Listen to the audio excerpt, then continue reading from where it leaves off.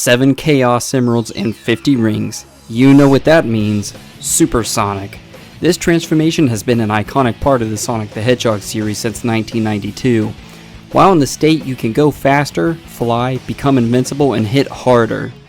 Not much has changed since this transformation debuted in Sonic the Hedgehog 2. Give or take some new moves and maybe even an eye color change or two. Well, besides his quills. No, really, Supersonic's quills have changed over the years, and it doesn't really ever seem to come up in conversation much. Join me today as we take a look back at Supersonic's quills through the years and what could have sparked the change in the first place.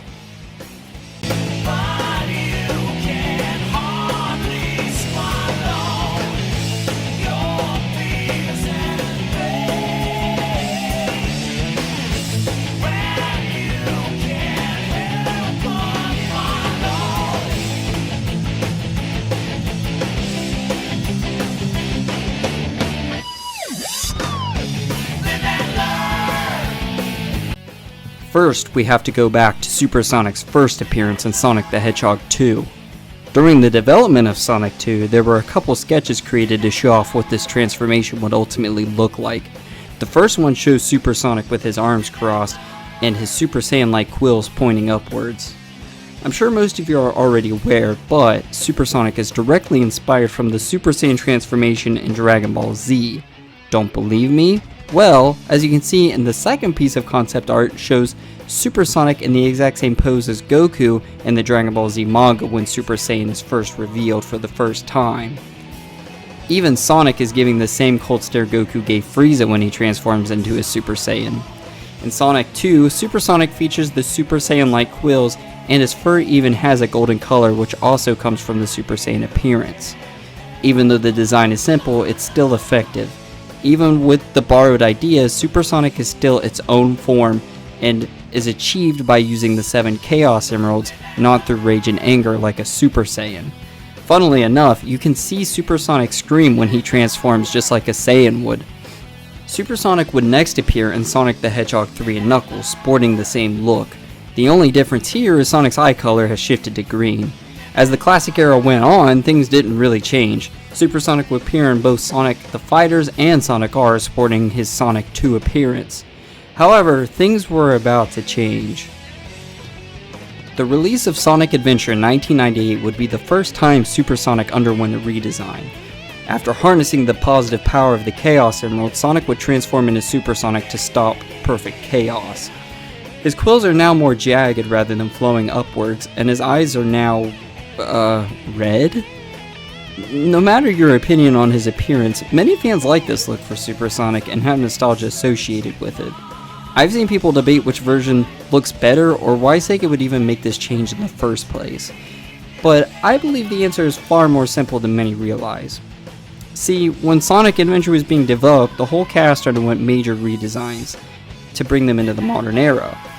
One of these changes was giving Sonic green eyes, and when Sonic changes into Supersonic, they now change to red.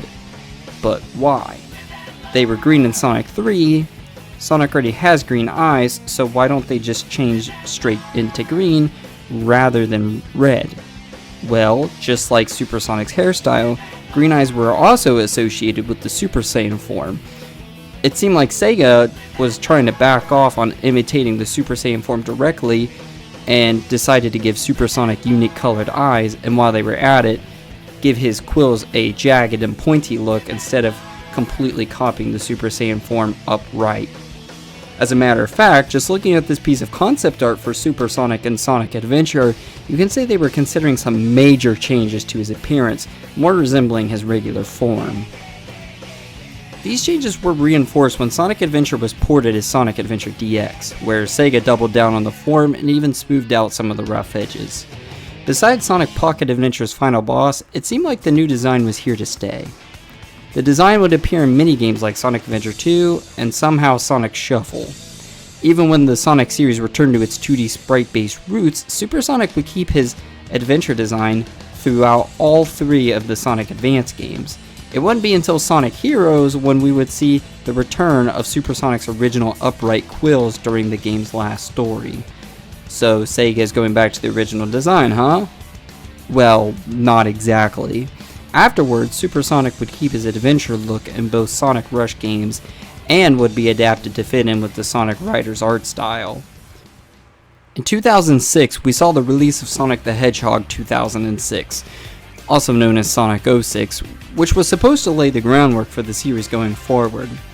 One major change was the whole cast once again was being redesigned to fit in with the next generation of consoles' graphics.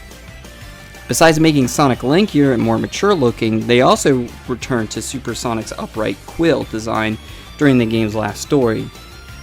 Does this mean Sega was finally returning to the original look? Well, sort of, yeah. From this point on, all mainline Sonic games would keep Supersonic's upright quills and red eyes, while spin-off and handheld games would keep the Sonic Adventure look. This would typically come down to developers already having a Supersonic model made in that style, and not really having a reason to make a new one. Supersonic would appear like this in both Sonic Riders Zero Gravity and Sonic Colors DS. From this point forward, Supersonic would have a permanent look. Even if you're biased to the adventure look, I still think the current design does a great job making the form unique from Super Shadow and Super Silver.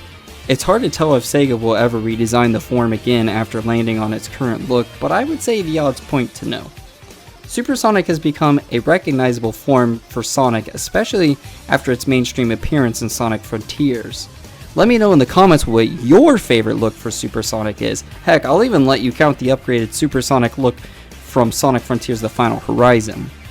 Well, this is my first time making scripted content, so if you like what I came up with, then please consider subscribing. It's a free way to help my little channel grow.